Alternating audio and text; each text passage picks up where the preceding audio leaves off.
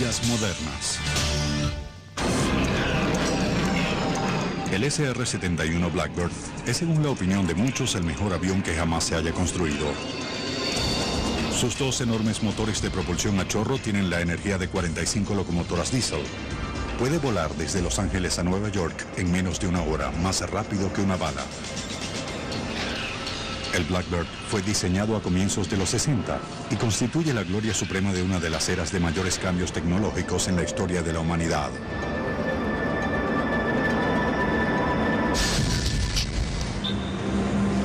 El término era de la propulsión a chorro fue sinónimo del progreso científico y tecnológico de los 50 y comienzos de los 60. Esta era no solo evocaba una revolución tecnológica, sino cambios radicales en la manera de pensar, actuar y vivir del ser humano. Esto era lo que impulsaba la era de la propulsión a chorro. La ráfaga de gases calientes expulsados por el extremo de un tubo de metal constituye una de las ideas más simples en la historia de la ingeniería. Cualquier niño que haya inflado un globo alguna vez y luego lo haya soltado para que éste gire rápidamente en el aire mientras se desinfla, ha visto cómo funciona la propulsión a chorro. La turbina es el motor más común de propulsión a chorro. Utiliza un compresor giratorio en el extremo frontal del motor para comprimir el aire entrante. El aire se mezcla con el combustible y se enciende. Luego la ráfaga de gases de escape sale por la parte posterior e impulsa al motor hacia adelante y hace girar las turbinas en la parte posterior, lo cual hace girar al compresor frontal sobre el mismo eje. En la actualidad, los motores de propulsión a chorro constituyen una progresión lógica de un dispositivo conocido como turbina, el cual se utilizó durante la Primera Guerra Mundial para obtener más potencia en los aviones militares con motores de pistón. Here was a case where technologists were trying to allow the piston engine to breathe, if you will, more efficiently at high altitude. Con una turbina en el tubo de escape que hacía girar a un compresor para forzar la entrada de aire en el motor, se contaba con los elementos principales de un motor de propulsión a chorro, aunque en esa época nadie se dio cuenta. Ironically, for all their insight in developing these turbines, which had to operate in a very high temperature exhaust environment, for all that insight, they missed the significance of directly connecting the turbine to the compressor. Las aeronaves de hélices y de pistón tienen limitaciones con respecto a la velocidad, debido a que las aspas de las hélices pierden efectividad al acercarse a la velocidad del sonido. A comienzos de la década de los 30, unos cuantos ingenieros aeronáuticos de visión futurista en Gran Bretaña, Francia, Alemania e Italia comenzaron a jugar con la idea de eliminar el motor de pistón y el de hélice de una sola vez. Pensaron que podría ser posible dotar a un avión con un dispositivo que no fuese completamente diferente a la turbina que conocían, sino más grande y más potente. No obstante, los críticos advirtieron que sería una locura intentar utilizar un motor de propulsión a chorro como única fuente de potencia de un avión. Quienes se burlaron dijeron que tal motor tendría que ser tan grande y pesado que el avión no podría despegar del suelo. Algunos afirmaron que el motor tendría que ser aislado con ladrillos para proteger el fuselaje y al piloto del intenso calor. Sin embargo, algunos científicos jóvenes fueron persistentes. Uno de ellos fue el británico Frank Whittle, quien en 1928 fue el primero en escribir acerca de la idea de los reactores durante su época de cadete en la Escuela Militar de Camwell, donde escribió una tesis basada en las posibilidades de impulsar aeronaves con motores de turbinas o turborreactores. He was very single-minded in what he wanted to do. He took a look at aviation, he took a look at an airplane. My personal feeling is no matter how ugly or inefficient that airplane was, he looked at it and thought, that'd be a lot better with a jet engine on it. It might have been an open cockpit biplane, but in his mind, that plane needed a jet engine. And this colored his entire life. Después de graduarse en la Universidad de Cambridge, Whittle comenzó a crear una demostración de un turborreactor. Su primer modelo fue tan irregular que casi explotó, y pasaron 3 años y medio hasta que logró un modelo válido. Sin embargo, no tenía la potencia como para impulsar un avión. La Real Fuerza Aérea le dio un trato inusual a Whittle. Se le colocó en posiciones selectas para que pudiera continuar desarrollando sus ideas radicales. The irony of it is that when it came time to really back his ideas, the British government backed away from it. He didn't get the support that he needed. Whittle no sabía que al mismo tiempo en Alemania otro joven y brillante ingeniero estaba trabajando exactamente en la misma idea. En 1936, Hans von Ohain había convencido a uno de los fabricantes de aviones más importantes de Alemania, Ernst Heinkel, para que le permitiera construir un turborreactor. En un año había logrado un motor viable. En agosto de 1939, el Heinkel HE-178 rodó sobre la pista de despegue y se levantó hacia el cielo. El mundo estaba a punto de cambiar. El primer motor de propulsión a chorro se encontraba en el aire. It's a very short flight, and I think that within the whole span of aviation history, when you take a look at the truly momentous flights, you're struck by how brief they've been. The first flight of the Wright brothers, the first blind flight, the first supersonic flight, the first turbojet engine flight. They're almost all the same event, if you will. Los alemanes no le participarían al mundo que habían creado el primer avión turborreactor. El ministro alemán de aviación reconoció que tenían una maravillosa arma potencial. Además, sabían que pronto estarían en guerra. Después del vuelo de prueba del primer caza con turborreactor del mundo, Alemania invadió a Polonia. La guerra había comenzado, pero la producción en serie de cazas con turborreactor seguía a un ritmo lento. En 1939 y 1940 en Alemania no existía un gran ímpetu por desarrollar los motores de propulsión a chorro. La Luftwaffe se sentía invencible y le había ido bien con sus aeronaves de hélice. In early 1940, they destroy the Low Countries and the Scandinavian countries, and then they're threatening Great Britain. And what happens? In the late summer and the fall of 1940, Germany loses the Battle of Britain. Now, that is the moment when you start seeing a stimulus. Now they suddenly realize we need something else. A pesar de que Ernst Heinkel había logrado hacer volar su primer avión a chorro, ahora competía con su gran rival, Willy Messerschmitt, para desarrollar el primer caza de propulsión a chorro producido en serie para la Luftwaffe. En abril de 1941, Heinkel fue el primero en volar su prototipo de caza, el innovador HE-280. Sin embargo, un año después, su competidor Messerschmitt tenía un caza mucho mejor, el ME-262. The 262 was a superior airplane, had higher speed, higher range, better armament package, so it was selected for production. It was designed basically to destroy American bombers. It could do that very well because it had a tremendous speed advantage over them. It had a tremendously powerful cannon armament to do that. Se ordenaron 17 ME-262 para pruebas y evaluaciones. Cuando el as de la aviación nazi Adolf Galland fue al centro de pruebas de Messerschmitt para volar uno, quedó asombrado con la potencia y velocidad, las cuales sobrepasaban el rendimiento de los aviones de pistón de la Luftwaffe. Acompañado solo por un zumbido, mi avión a chorro atravesó el aire. Esto no es un paso adelante, es un salto. Nos garantizará una increíble ventaja siempre que el enemigo use aviones de pistón. Adolf Galland. Mientras tanto, en Inglaterra, la Rolls-Royce había adquirido el turborreactor de Frank Whittle y junto a la fábrica de aeronaves Gloster crearon el caza bimotor Gloster Meteor, el cual tuvo su primer vuelo de prueba en marzo de 1943.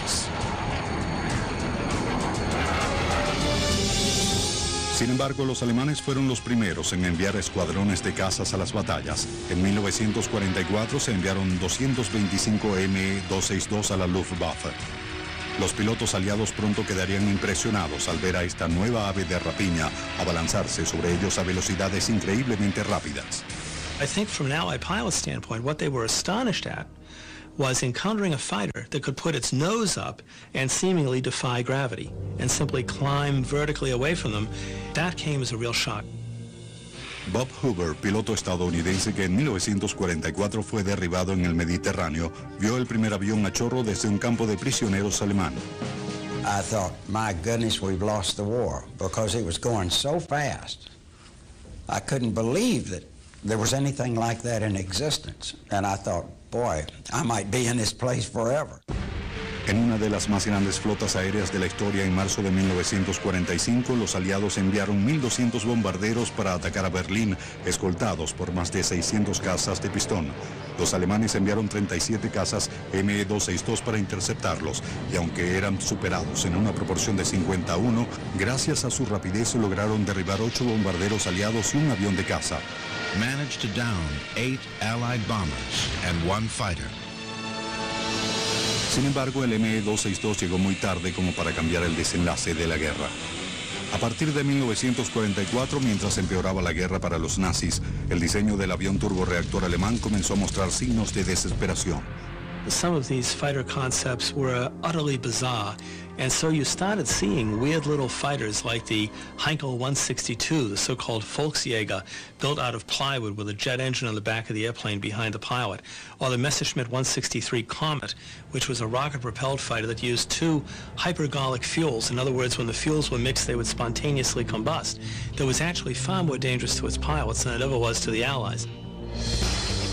You had piloted surface-to-air missiles, the Barkham Natter. You had piloted air-to-surface guided bombs. Many of these would have required years. Some of their projects would have required decades to develop. El precio que pagaron por esos ineficaces proyectos fueron aviones menos efectivos como el ME-262 y el Arado 234, el primer bombardero con turborreactor. Mientras tanto, los británicos dirigidos por Frank Whittle lograron su primer caza con turborreactor a finales de 1944. Se llamó Gloster Meteor y ayudó a interceptar el V-1 alemán o zumbido, el cual estaba impulsado por un pulso reactor que consistía en un motor de propulsión a chorro que aspiraba el aire intermitentemente y producía un sonido extraño que le dio el nombre de zumbido. El Gloster Meteor británico y el ME-262 alemán nunca se encontraron en las batallas. Además, la guerra ya había terminado cuando estos habrían podido influenciar su desenlace. Estados Unidos se encontraba rezagado y no obtuvo un caza con turborreactor operativo hasta después de finalizada la guerra. Además, durante la guerra, las autoridades militares estadounidenses no tenían idea de cuán rezagados se encontraban. Los fabricantes de motores de aviones en Estados Unidos habían mostrado poco interés en la fabricación de motores de propulsión a chorro. Ganaban millones con la venta de motores de pistón a los militares. They also had very little incentive to take great, bold leaps, if you will, because of the funding that was provided by the military. The military didn't provide funding for experimental research. If they wanted to do research, they more or less had to get that money from amortizing the profits on production programs. El general Hap Arnold de la Fuerza Aérea estadounidense hizo arreglos para la importación de la tecnología de motores de propulsión a chorro de Frank Whittle de Inglaterra a Estados Unidos. La compañía General Electric en Lynn, Massachusetts, bajo condiciones de estricto secreto que rivalizaban con el proyecto Manhattan, inició el desarrollo de una versión estadounidense del turborreactor de Whittle. El motor de General Electric, basado en un avión de prueba estadounidense llamado P-59 Air Comet, impulsó el primer y verdadero avión a chorro estadounidense. Las pruebas secretas del P-59 comenzaron en 1942 en Muroc Dry Lake, California, en la actualidad la base Edwards de la Fuerza Aérea, donde se entrenaban los jóvenes pilotos para volar cazas con motor de pistón. Para disfrazar al P-59 se le colocaba una hélice falsa de madera en la nariz cuando era movido dentro de la base. Pilots on the south end of the lake were not really quite certain what was going on, but every now and then some would return to base with stories of an absolutely incredible encounter. They would be flying along and all of a sudden an airplane would fly alongside with no propeller on it whatsoever. They were probably even a little more disturbed when they peered up into the cockpit and saw what appeared to be a gorilla wearing a derby hat and waving a stogie at them. Well, that gorilla wearing the derby and smoking the stogie was Bell's chief test pilot, Jack Willems. Jack decided that it would be a thrill enough to fly a jet alongside them, but he'd go one better. Went down to Hollywood, got a gorilla suit, got the stogie, got the derby, and he was off and running. And apparently, the shrinks here on base managed to convince these guys that they had not seen what in fact they had seen. Because after all, everybody knows an airplane can't fly without a propeller. Jack Willems posteriormente perdería la vida al estrellarse en 1946 cuando preparaba un avión para una competencia aérea. Sin embargo, el P-59 que Willems ayudó a probar allanaría el camino para una nueva y emocionante generación de aeronaves estadounidenses. Continuamos con Maravillas Modernas.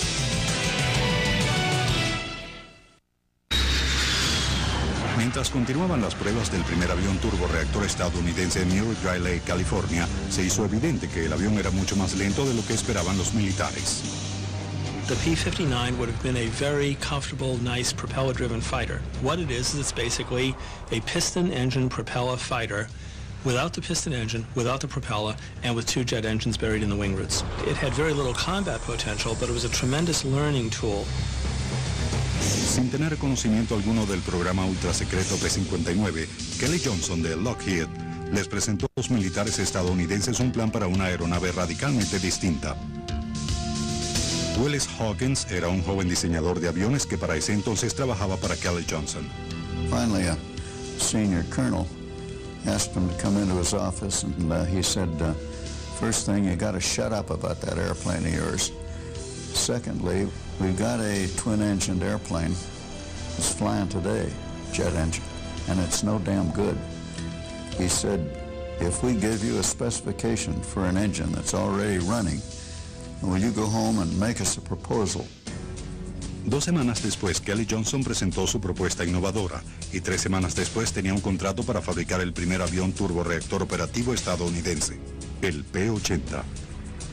Fue el comienzo de la división ultrasecreta de Lockheed, una unidad de aeronaves avanzadas que fabricaría muchos aviones legendarios, incluido el más reciente, el caza Stealth. He was given a contract to conduct at Lockheed virtually an experiment in not only in the aircraft but in production. He demanded and received authority to have a sequestered workplace, to have no government interference, to be able to do a minimum of paperwork. Al comenzar con el programa P-80, una de las normas de Kelly Johnson era no separar el departamento de ingeniería del departamento de fabricación. Willis Hawkins comprendió el valor de tal norma cuando se encontraba en la oficina de uno de los diseñadores del F-80, Irv Culver. El departamento de fabricación ubicado en el piso de abajo llamó para solicitar una pieza diseñada para fijar una pequeña sección curva del mámparo. Well, Irv said, let's go down to the shop. And he took a piece of cardboard and fiddled with it and cut it with scissors until it fit, bent up the edges, and he said, make it like that out of 060 aluminum. And the guy said, fine. And Culver said, bring it back, I gotta make a drawing of it. And that was what was meant by the communication with the shop.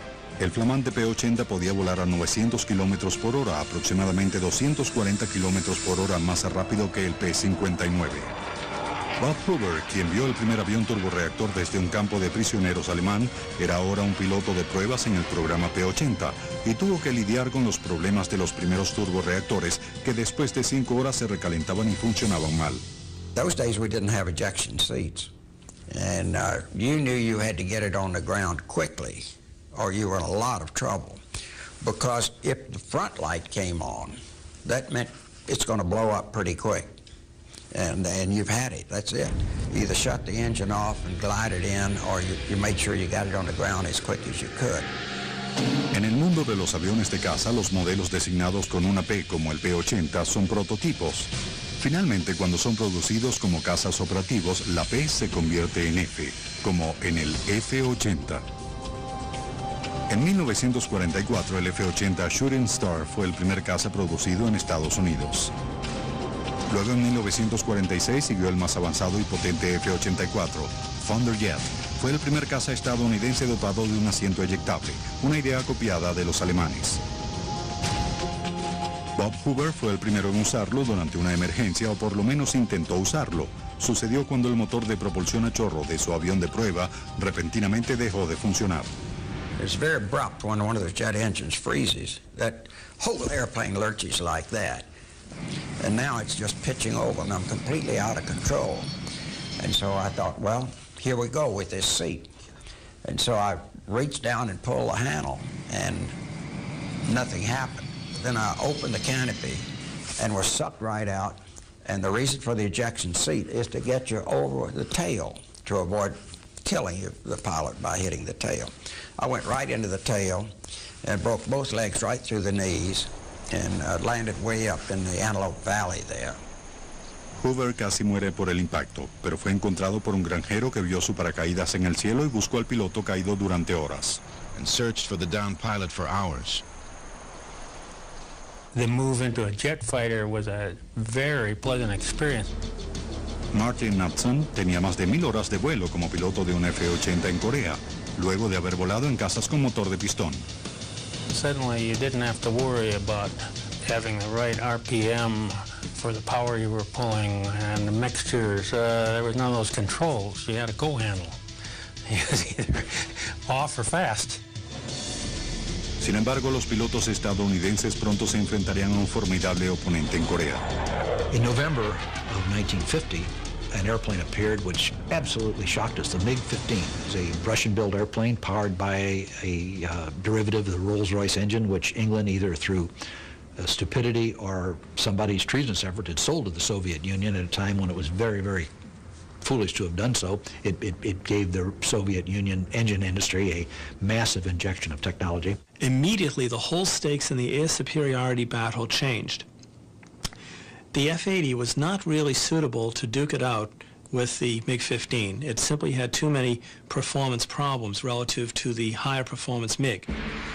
El rendimiento del caza F-86 Sabre estadounidense, el cual llegó tarde a la guerra de Corea, casi llegó a equipararse con el del MiG-15 soviético. Los diseñadores de aeronaves trataban de ponerse al día con las altas velocidades potenciales de los motores de propulsión a chorro.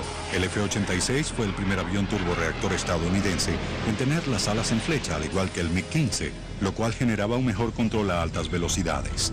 El F-86 no era tan veloz como el MiG-15, pero el buen entrenamiento de los pilotos era suficiente para restablecer el equilibrio en Corea.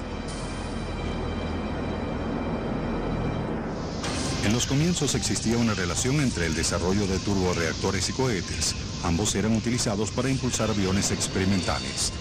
La principal diferencia entre ambos es que el motor de propulsión a chorro utiliza el oxígeno del aire para su combustión, mientras que el cohete lleva oxígeno a bordo para su combustión. Esto hace que el motor cohete sea más pesado, pero le permite operar fuera de la atmósfera terrestre. People made very little distinction between them. Both were referred to as jet propulsion. The Jet Propulsion Laboratory, for example, when it was set up, was a laboratory to investigate largely rockets. There was this feeding process back and forth between the two. En octubre de 1947, en la base Edwards de la Fuerza Aérea, Chuck Yeager, en el avión X-1 impulsado por un cohete, logró algo que muchos habían pronosticado como imposible. Superó la barrera del sonido. Su copiloto en el histórico vuelo era su gran amigo Bob Hoover. Oh, it was considered absolutely impossible. There was a wall of resistance that no one could penetrate.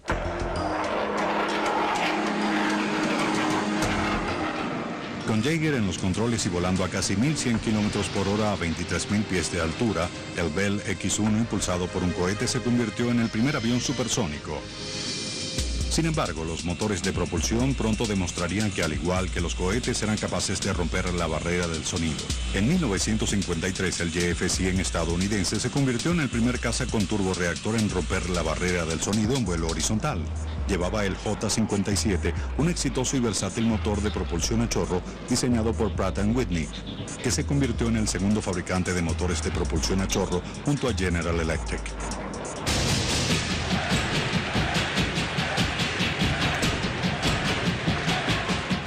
La Guerra Fría de 1950 trajo sentimientos de miedo y sospecha.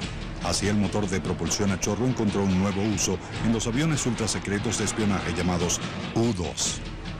Todo comenzó cuando la CIA le planteó una idea a Kelly Johnson.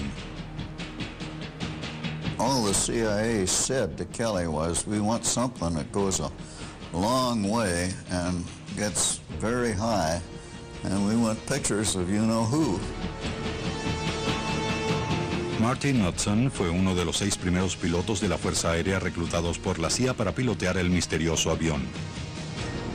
We were asked if we'd be interested in flying on a very dangerous mission that would be of great value to the United States of America. And any red-blooded young man says yes to that, you know. Algunos pilotos especulaban acerca de que su misión secreta consistía en pilotear la primera nave espacial. Martin Knudsen esperaba que se tratara de un nuevo caza supersónico, Mach 2. Los 6 jóvenes pilotos quedaron desconcertados cuando los llevaron a un aeródromo remoto de la CIA y les mostraron el patito feo en el cual volarían. It didn't really look like my cup of tea, being a young hot fighter pilot, seeing this big, long, gangly wing thing sitting there. Probablemente era feo, pero era un avión a chorro, cuyo motor especialmente modificado lo impulsaría a increíbles alturas. We immediately started flying the airplane the next day, and being told to start laying down operational plans for missions over Russia. Volar el U-2 era algo que Martin Knudsen jamás había experimentado como piloto. You're almost like you're living in another world. You can just start to see the curvature of the Earth. Well, I guess I should say it's a big ego trip to sit up there at 70,000 feet and look down at that man's puny effort in the world below you. El U-2 también estaba equipado con el popular motor J-57 de Pratt & Whitney. Sin embargo, para poder operar a 70.000 o más pies de altura, el motor tenía que ser virtualmente hecho a mano, con tolerancias mucho más estrechas para poder minimizar la pérdida de presión del aire a grandes alturas. Se creía que el U-2 podía volar inadvertidamente sobre la Unión Soviética porque ningún caza o misil soviético podría llegar tan alto como para derribarlo. Al principio fue así. La aparente invulnerabilidad del U-2 duró hasta el 1 de mayo de 1960, día en el que el piloto Francis Gary Powers despegó en el U-2 para cumplir una misión fatídica sobre la Unión Soviética. I was at Buda, Norway, where he was supposed to land, and I was supposed to take the airplane off on its next flight out of there. I started pre-breathing oxygen to fly, which you need to do 2 hours before takeoff, and of course he never arrived. Powers había sido derribado por un misil soviético y luego fue capturado. Fue sentenciado a 10 años de trabajos forzados, pero fue liberado 2 años más tarde en un intercambio de espías. Estados Unidos anunció el final de los vuelos sobre la Unión Soviética. Sin embargo, el U-2 continuó con sus vuelos. El lugar exacto aún es confidencial. Quizá lo más sorprendente acerca del U-2 es que todavía continúe con sus vuelos en misiones de reconocimiento para la Fuerza Aérea y en misiones de investigación para la NASA. We started to see a shift in aircraft development. Aircraft which had been designed for months of service or several years of service, now we started to see the potentiality of aircraft serving for decades of service. El U-2 no es el único avión a chorro legendario de la Guerra Fría que todavía vuela. El bombardero B-52 ha estado en servicio desde 1955 y al igual que el U-2 tuvo una actuación invaluable en 1990 en el Golfo Pérsico. El B-52 constituye también otra aeronave equipada con el motor J-57 de Pratt & Whitney, el motor que ganó el tan codiciado trofeo Collier que se otorga a los diseños aeronáuticos.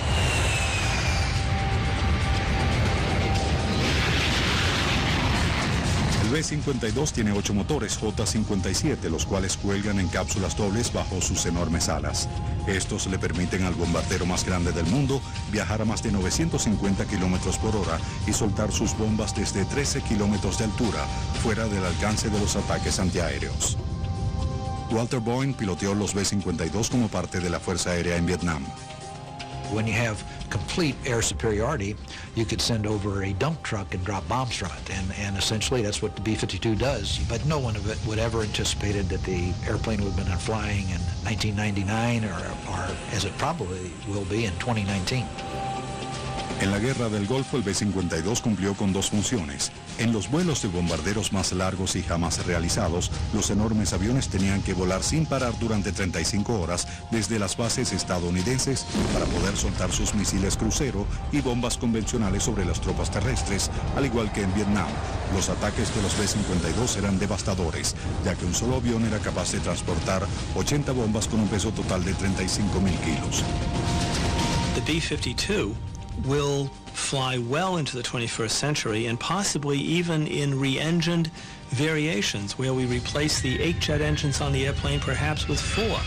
As the capabilities of the jet engine change, we realize now that airplanes in many ways are like vessels. We can re-engine them, we can repackage them, we can, if you will, reinvent them.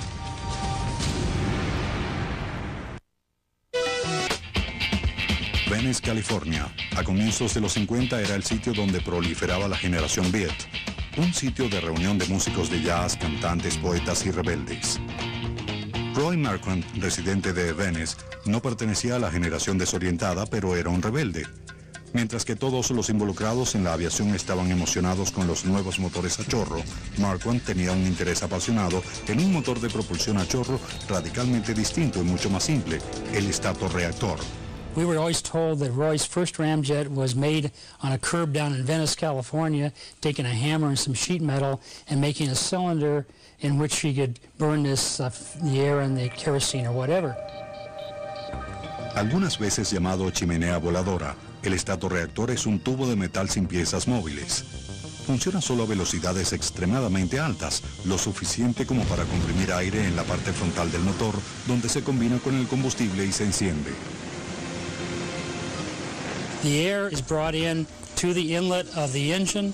In this area here we have the fuel control system, which controls the operation of the ramjet itself. En lugar de un compresor frontal como en el turborreactor, la alta velocidad misma del estatorreactor crea la compresión de aire necesaria. El estatorreactor se utilizó por primera vez en una aeronave operativa cuando la CIA comenzó a realizar vuelos con un nuevo y revolucionario avión espía hecho en Lockheed, el enorme y elegante Blackbird SR-71. Debido a su impresionante apariencia y asombrosas capacidades, aún hoy en día es considerado como lo último en aviones a chorro. Estos enormes motores utilizaban una combinación de turborreactor y estatorreactor para impulsar el SR-71 a 3 veces la velocidad del sonido. Mítico y casi mágico para quienes lo conocían y especialmente para quienes volaban en él, el ya retirado Blackbird volaba más rápido y más alto que cualquier avión a chorro estadounidense hasta la fecha. Al menos esa es la historia oficial, a pesar de que algunos especulan que en la actualidad probablemente existan aviones espías más veloces que todavía no conocemos. El Blackbird surgió cuando la CIA le llevó al equipo de Kelly Johnson un diseño más desafiante. Se buscaba reemplazar al U-2, el cual volaba a alturas extraordinarias pero era muy lento y por lo tanto fácil de derribar. El equipo ideó un avión que podía volar más rápido, a 3 veces la velocidad del sonido y a alturas mucho mayores cercanas a los 100.000 pies. One of the strongest deterrents that perhaps we had for aggressors all through the Cold War was that notion of the would-be despot or actual despot sitting down enjoying his cup of coffee or whatever and then hearing that boom and realizing that he had just been overflown.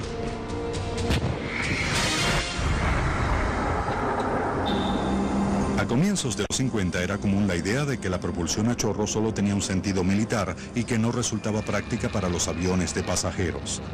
Una de las razones era que el turborreactor era visto como un devorador de combustible y por lo tanto no era viable económicamente para vuelos comerciales. Sin embargo, esto pasaba por alto el hecho de que el combustible que devoraba era queroseno económico y no el combustible altamente refinado y costoso que utilizaban los aviones de pistón.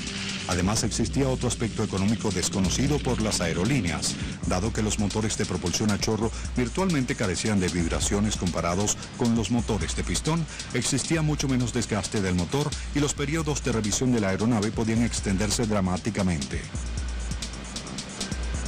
A lot of people think that the success of the jet age was because of the speed. The main factor was the economy. They would take the engines out and find they were just like new. And they'd put them back in again and then they'd come back again and they were still like new. El periodo de revisión de la aeronave se ha incrementado de unas cientos de horas en aviones de pistón a comienzos de los 50 a más de 20.000 horas en los aviones con turborreactor de la actualidad.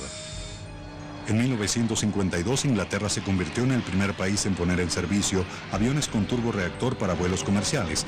El de Havilland Comet fue celebrado como un enorme adelanto en los viajes internacionales. Sin embargo, el éxito se convirtió en tragedia. Después de 2 accidentes desastrosos, todos los Comets fueron puestos fuera de servicio. El problema fue identificado como grietas en el fuselaje debido a la fatiga del metal, lo cual causaba que la cabina presurizada explotara. El primer avión turborreactor de pasajeros en Estados Unidos, el Boeing 707, entró en servicio en 1958. Su diseño estuvo influenciado por el bombardero B-52 y utilizaba los mismos motores suspendidos desde las alas en cápsulas que el B-52. El 707 superó cualquier avión de pasajeros que jamás haya volado. You can say that the jet age really began when Pan American put the 707 into service because that was the sustained service. The world never looked back after that. From the 1950s onwards, commercial aviation stopped being the province of an elite. It stopped being the stuff of rolling as people did, red carpets out to an airplane as passengers boarded. It now became a mass means of communication and travel. In 1958, more people flew across the North Atlantic than sailed across it that year. Within 10 years, world passenger air travel had quadrupled. There was a famous picture on the cover of Life magazine, and I think it showed 42 airplanes lined up waiting to take off at Kennedy. And it was becoming evident that the air lanes, and especially the busy hub airports, were becoming congested. And the answer was a bigger airplane. En 1970, la Boeing junto con Pan American Airways produjo el que todavía constituye el avión de pasajeros más grande que jamás se haya creado, el gigantesco 747. Era más del doble en tamaño que el Boeing 707. Los 4 motores de propulsión a chorro del 747 son tan grandes que uno puede permanecer de pie en las entradas de aire. En la actualidad, el 747 es muy diferente del que salió en 1970.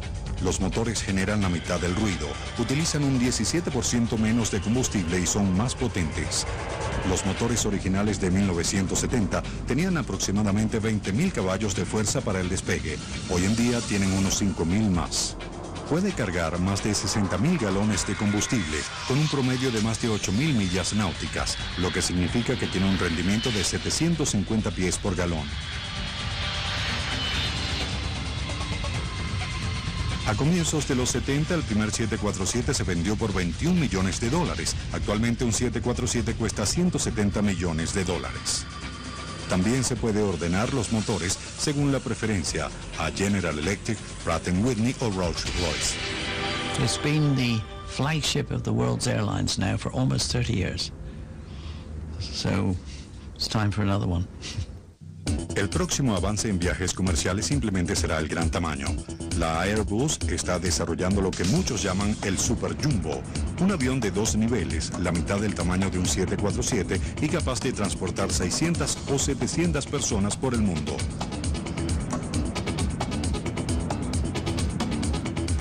La nueva generación de motores comerciales de propulsión a chorro producidos por General Electric para el Boeing 777 son los más potentes que hayan existido, los cuales alcanzan 40.000 caballos de fuerza durante el despegue. Aproximadamente 30 años después de que Chuck Yeager rompiera la barrera del sonido, el Concorde transportó a los primeros pasajeros supersónicos en 1976. Los 4 motores del Concorde, los cuales desarrollan individualmente 16.000 caballos de fuerza durante el despegue, lo impulsan a 2 veces la velocidad del sonido. El desarrollo de este avión fue financiado por los gobiernos de Francia y Gran Bretaña, lo cual ayudó a eliminar al diseño competidor estadounidense. Luego, los aviones Concorde fueron otorgados sin costo alguno a las respectivas aerolíneas nacionales de Francia e Inglaterra. Nunca llegó a ser un avión que generara ganancias, en parte debido a que su sonido estruendoso ha hecho que se le prohíba volar sobre áreas pobladas. I call it a technical miracle, which it is, but it's an economic disaster. The technical miracle is that it's never really had a major incident, and nobody's ever been killed or injured, and it's operated since 1976, flawlessly. But there are very few routes in the world where you can charge $10,000 a round trip. Debido al problema del sonido estruendoso, muchos expertos de aerolíneas son pesimistas acerca de la expansión de viajes comerciales supersónicos. Sin embargo, $10.000 equivalen a una gota de agua en el océano en lo que respecta a superioridad militar aérea, y es allí donde los aviones supersónicos continuarán marcando la pauta.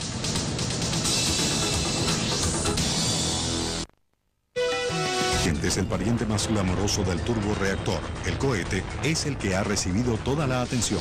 Sin embargo, el turborreactor se encuentra nuevamente entre nosotros. El turborreactor combinado con el cohete constituyen en la actualidad el fuerte de la nueva tecnología de la NASA que nos llevará al espacio. La NASA cree que el nuevo y revolucionario Scramjet podrá colocar carga útil en órbita de forma más económica que el transbordador espacial impulsado por cohetes. Sin embargo, un motor de propulsión a chorro necesita aire para funcionar, así que los cohetes que no necesitan aire tendrán el control más allá de la atmósfera terrestre.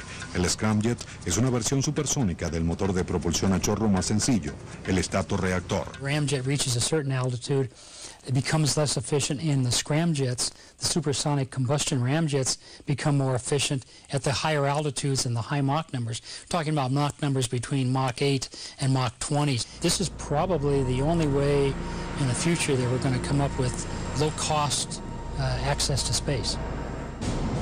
Otro nuevo avance tecnológico en los motores de propulsión a chorro lo constituye el empuje vectorial. Este permite que los gases de escape del turborreactor puedan dirigirse inmediatamente a cualquier dirección, lo que proporciona una gran maniobrabilidad. El programa X-31 de la NASA en el Centro de Investigaciones Dryden en California fue el pionero de la tecnología del empuje vectorial. El altamente maniobrable X-31 protagonizó una sorprendente demostración en 1995 en el Show Aeronáutico de París. El nuevo caza de la Fuerza Aérea, el F-22 Raptor, tiene empuje vectorial limitado. Además, más allá del F-22, se espera que la próxima generación de cazas Joint Strike, que utilizarán la Fuerza Aérea, la Marina y el Ejército, tengan mayor capacidad de empuje vectorial.